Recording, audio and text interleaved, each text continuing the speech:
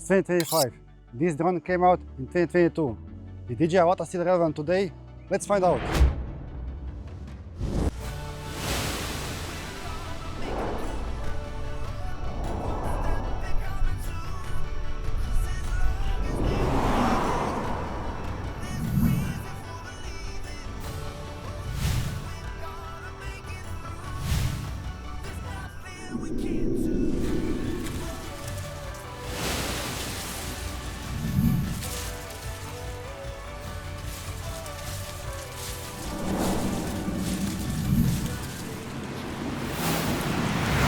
First, a quick refresher. DJI Avata is a Cinewop-style FPV drone, super compact with ducted propellers and built-in 4K cameras. Here's what you get under the hood. It has 48 megapixel 1/1.7-inch sensor, shoots up to 4K 60. It has rocksteady stabilization, around 80 minutes of flight time. In real world, you can get closer to 20 minutes. It has GPS and you can fly it as usual DJI drones. Max speed is 97 km/h in manual mode. It was designed as a beginner-friendly FPV drone that doesn't skip on quality. But in 2025, is that enough? To check the camera quality, I mount GoPro Hero 10 Black on top of the drone to test how much image quality has evolved. I actually 3D printed a custom GoPro mount for DJI Avata using my printer. It took a couple of tries to get fit just right, but it's rock solid and lightweight. Let's see a difference. Check out the side-by-side comparison.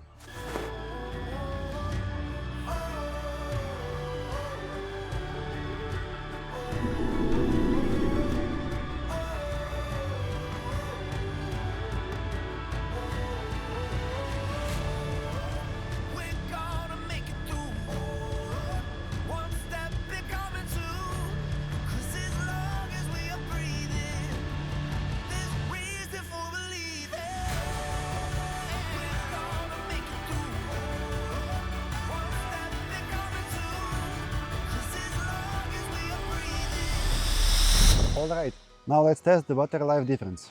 First flight without GoPro Mountain. And second with GoPro Mountain. I will try to fly the same path with and without GoPro. Without GoPro, I got about 20 minutes before the battery wore me out to land. And with GoPro, this time it lasted around 8 minutes. Definitely a drop, but still usable for short video. One quick thing I want to show you, I also 3D printed this simple battery belt clip. It lets me carry spare batteries on my belt, so I don't have to dig into my backpack or put them in the dirt to swap. It's super handy, especially when flying in the muddy or wet areas. Flying the DJI Avata is super fun. With the goggles and motion controller, it's almost like a video game. Great for beginners, but still smooth for pros. Let's talk about actual flight experience. Because spec sheets are one thing, but how it feels to fly it really matters. The Avata still flies super smooth. It's not the fastest drone out there, but there is not a point. It's designed for smooth, cinematic FPV shots, not racing. You feel confident in tight spaces thanks to ducted design and onboard stabilization. And because it's more stable than your average freestyle drones, it gives you that floaty, gliding feel. Great for chase shoes or exploring natural landscapes like this forest. If you're playing with DJI motion controller, it's almost like you're playing a VR game. It's super intuitive. Just point where you want to go and the drone follows. Perfect for beginners or anyone who wants a more immersive experience. But if you want full control, switching to manual mode with traditional remote gives you a full acro style flying. That's where it gets more challenging, but also way more rewarding if you're into precision flying or tricks. Flying to the trees, between fences, under the branches. Because of crow guards, if you bumped into something, there is a good chance it just bounces off and keeps going.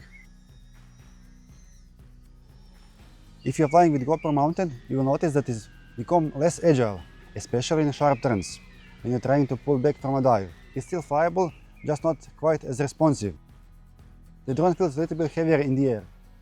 Overall, this is beginner-friendly FPV drone and easy to get started with.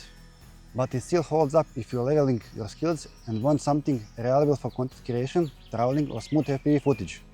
So, after 3 years, is DJI Avata still relevant? I will say yes, but with context. Let's break down. Still great for beginners, excellent image quality for a built-in camera, ready to fly it out of the box.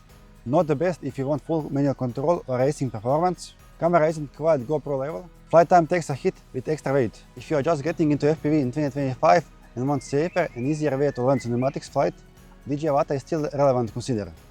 But if you are upgrading from something like Nazgul or building your own FPV rigs, there is a better options for pure performance. Or you can pick up the new version of DJI Avata 2. I would love to hear your thoughts. Are you still flying the DJI Avata in 2025? Planning to buy a used one? Not the most aggressive drone on the block, but definitely one of the most approachable ones with great flying feels. Thank you for watching, see you next one. Bye!